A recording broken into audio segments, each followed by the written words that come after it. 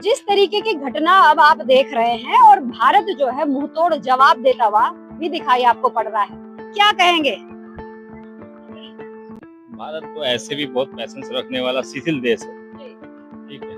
अब जब किसी के घर में आप घुसेंगे तो भारत भी जवाब दे रहा है। तो भारत पहले नहीं जवाब दिया, भारत पहले ही पाकिस्तान के आतंकवादियों ने, पाकिस्तान के लोगों ने, यहाँ के हमारे महिला, हमारे माता बहनों को सिंदूर गुजारा। उसके उपलब्ध में हमारे भारत ने जवाब दिया। लेकिन ये बताइए कि ये जो आतंकवाद हमारे देश में बढ़ रहा है और लगातार ये भी कहा जाता है कि बहुत सारे ऐसे जयचंद हैं जो भारत में घुसे हैं और इन जयचंदों की वजह से ही ये सारी चीजें जो है बढ़ रही हैं। तो इसको किस तरीके से देखा जाए? कड़ी चुनौती नहीं लगती आपको ये? इतिहास गवाह है, जब भी पृथ्वीराज चौहान थे उसमें भी जयचंद थे, जब अंग्रेज आए तो उसमें भी जयचंद पैदा हुए। और जयचंद की क्या, वो हमारे मोदी जी के नेतृत्व में चल रहा हुआ, जयचंद की कोई वैल्यू नहीं है, कोई महत्वता नहीं है। मोदी जी अपनी तरफ से सीधा आदेश देते हैं, कड़ा आदेश देते हैं कि भाई जितने पाकिस्तानी है तुरंत निकलो यहाँ से। सारे जयचंद पहुंच तो गए कोर्ट, और कोर्ट स्टे लगवा लिया। तो ये तो बहुत बड़ी चुनौती मोदी जी के लिए भी है। ये तो न्यायिक मामला है, इसमें हम लोग क्या बोल सकते हैं? ये तो कोर्ट की मामला है, इसमें मैं नहीं बोल सकता ना मोदी जी ऐसे। कोर्ट के लिए तो नहीं बोल सकते हैं, लेकिन जो इस तरह की गतिविधि में रहते हैं ऐसे लोगों को उजागर करने की जरूरत है।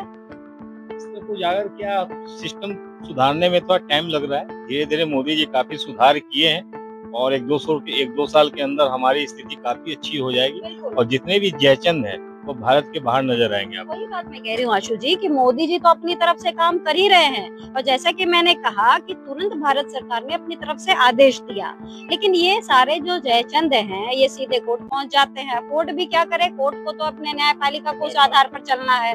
तो इस तरह के जयचंदों को उजागर, इनको बिल्कुल कहते हैं ना कि इनको सामने लाना बहुत जरूरी है और ये जो चुनौती है तभी हम सफल कर पाएंगे जब ऐसे जयचंदों को हम सामने लाए देश के सामने। धीरे धीरे जयचंद भी सामने आ जाएंगे। आज देखिए, जब 2014 के पहले की स्थिति को देखिए और 2025 की स्थिति को देखिए, काफी सुधार हुआ है और 100 में से लगते हैं कि 10 जयचंद अभी हैं और 90 जयचंद को बाहर भेज दिया गया है। आप एक समाज सेवी हैं, आप लगातार समाज से जुड़े हैं। जिस तरह की स्थितियां चल रही हैं, पाकिस्तानियों को आह्वान जो किया गया 48 घंटे में निकलो, लेकिन कुछ ऐसे लोग अभी भी हैं, तो उनको लेकर क्या डिमांड हो रही है?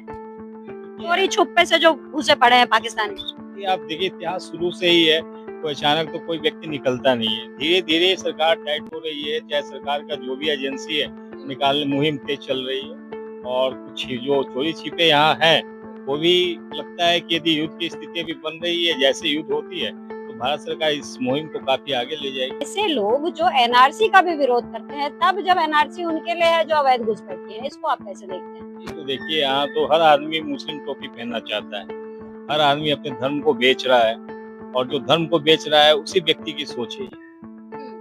तो इनसे निपटा कैसे जाए आशु भाई? निपटने के लिए भारत सरकार की पॉलिसी बन रही है। आज आप पहले का समय देखो, अभी का समय देखो, वक्फ बोर्ड पास हो गया, एनआरसी पास हो गई। ठीक है, धीरे धीरे आज एक स्टेट लागू किया है, कल दूसरे स्टेट लागू करेगा, धीरे धीरे होते रहेगा। आपको लगता है कि अवैध घुसपैठिया हमारे देश से साफ हो जाएंगे? तो लॉ एंड ऑर्डर सही हो जाएगा और भारत सरकार की मुहिम यदि तेज रहेगी तो घुसपैठी भी बंद हो जाएगी। भारत के हर नागरिक को अपने सरकार के ऊपर पूरा भरोसा है कि जिस तरीके से मोदी जी को पर भरोसा। भारत सरकार मतलब मोदी जी है। भारत सरकार तो कांग्रेस भी थी पहले, लेकिन हमारे जो मोदी जी की सरकार है उनपे भारत के हर नागरिक को विश्वास है कि मोदी जी जो भी करेंगे अच्छे करेंगे। मोदी जी के नाम पर जिस तरीके से पूरे भारतवर्ष ने विश्वास जताया है, ये जो आशु भाई ने कहा कि भारत सरकार नहीं, सरकारें तो पहले भी थी, लेकिन अभी जो तब्दीली आई, जो चेंजेस देखने को मिल रहे हैं मोदी जी को लेकर, वो इसलिए है क्योंकि वो भरोसा है जो एक प्रधानमंत्री ने अपनी तरफ से कायम किया है। नमस्कार।